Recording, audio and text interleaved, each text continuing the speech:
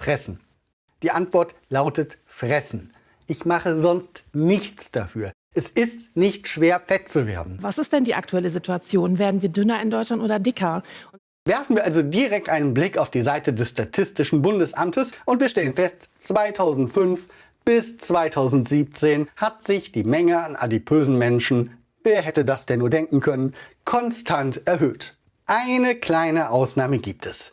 Bei den Frauen ist der Anteil der Übergewichtigen 2017 leicht gesunken, aber die stark adipösen Frauen sind ebenfalls mehr geworden. Bei den Männern, uiuiui, wir reden lieber gar nicht drüber, das ist ja wirklich erschreckend. 6 Monate bin ich fast jeden Tag ins Fitnessstudio gegangen, bin geschwommen. Ich habe in 6 Monaten nur 5 Kilo abgenommen. Du hast keine 5 Kilogramm verloren.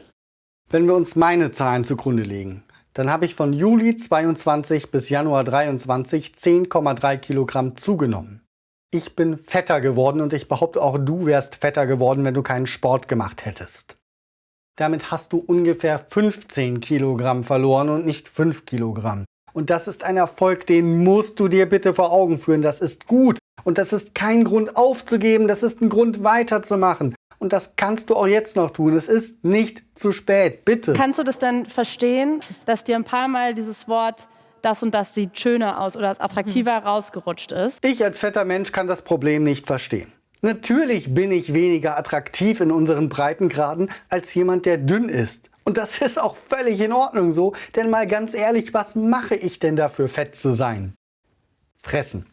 Die Antwort lautet fressen.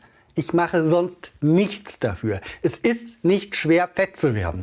Schwieriger ist es, seinen Arsch hochzubekommen und abzunehmen. Wenn man diesen Aufwand betreibt, dann hat man dadurch automatisch mehr Attraktivität. Das ist doch einfach eine ganz logische Schlussfolgerung, dass jemand, der versucht, seinen Status positiv zu gestalten, eine andere Anziehungskraft hat, als jemand, der buchstäblich nur auf seinem fetten Arsch sitzt. An dieser Stelle möchte ich kurz auf einen Bekannten von mir aufmerksam machen, der ebenfalls bei YouTube aktiv ist. Er sagte dazu Folgendes. Gerade wenn es sozusagen sehr arm wurde, war es in Mode, etwas dicker zu sein, weil das war das, was schwer zu erreichen war. Und das ist halt, wie ich schon gesagt habe, in unserer Zeit schlank und trainiert zu sein. Jetzt könnte man natürlich sagen, ja, aber das ist alles so eng, das ist alles so anstrengend, das ist so schlimm. Jetzt müssen sich alle Leute anstrengen. Ist das nicht schlecht? Und ich sage, nein, das ist nicht schlecht. Im Gegenteil. Einen gewissen Anspruch zu haben, ist etwas Gutes. Und ihr solltet einen gewissen Anspruch haben. Bei allem Zynismus in meinen Videos, und ich bin wirklich gerne jemand, der mit einer Prise Zynismus durch die Gegend rennt und sie in die Wunde streut, es gibt eine einzige Sache, die regt mich bei dir wirklich auf, und das ist die Art, mit welcher Überzeugung du dich selbst belügst. Und dann kommt jemand wie du daher und sagt, ich bin nicht sportlich, ich bin das nicht, das macht mich einfach so sauer. Du stehst da und sagst ernsthaft, es ärgert mich, wenn du sagst, ich sei nicht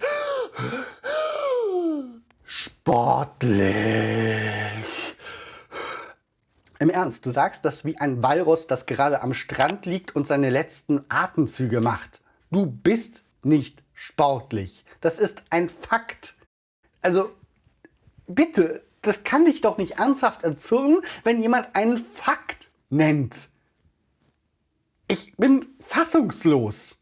Du fasst dir an die Brust, während du atmest, weil es dich so erschöpft, diesen Satz zu sagen, während du noch eine zweite Sache tust, und die ist stehen. Das ist nichts von Anstrengung. Es gibt keinen Grund, warum ein gesunder Mensch so atmen sollte. Conclusio, du bist nicht gesund. Es gibt noch einen letzten Punkt, über den müssen wir kurz sprechen. Den Kompromissvorschlag. Also unser Kompromissvorschlag ist, wie Tanja vorhin schon gesagt hat, wäre einmal, dass wir das Antidiskriminierungsgesetz erweitern und den Punkt Gewicht hinzufügen. Ihr denkt jetzt vielleicht, André, Gewicht mit ins AGG aufnehmen, das ist doch kein Problem. Und da muss ich sagen, doch, das ist ein Problem, und zwar ein verdammt großes. Denn wenn wir uns das AGG anschauen, dann ist das aktuell derart gestaltet, dass ausschließlich unveränderliche Merkmale enthalten sind. 2 Sonderrollen gibt es, das ist die Religion, historisch gewachsen, und die Weltanschauung. Die Weltanschauung ist absolut schützenswert, um ein demokratisches System aufrechtzuerhalten. Wenn wir diese Liste jetzt ergänzen um veränderbare Eigenschaften wie das Gewicht, dann wird die Norm uferlos. Und wenn eine Norm uferlos wird, dann bedeutet das, dass ich sie so ziemlich mit jedem anderen Recht ausstechen kann. Die Aufnahme veränderlicher Eigenschaften in eine Liste unveränderlicher Eigenschaften schwächt also zwangsweise die Rechtsposition derer, die eine der unveränderlichen Eigenschaften innehaben. Deswegen ist dieser Kompromissvorschlag aus meiner Sicht nicht nur schlecht, ich halte ihn für gefährlich. Bitte denkt nach, bevor ihr solche Gesetzesänderungen anpeilt. Ich weiß, das ist im Moment total hip, irgendwie zu gucken, dass keiner auf der Welt diskriminiert wird. Aber wie sagte Serdar Somuncu so schön, jede Minderheit hat ein Recht auf Diskriminierung. In diesem Sinne solltet auch ihr Ein leuchtendes Beispiel sein für Internalisierte Fettfeindlichkeit. und natürlich den Kanal abonnieren und das Video liken. Wir sehen uns beim nächsten Mal. Ciao, ciao!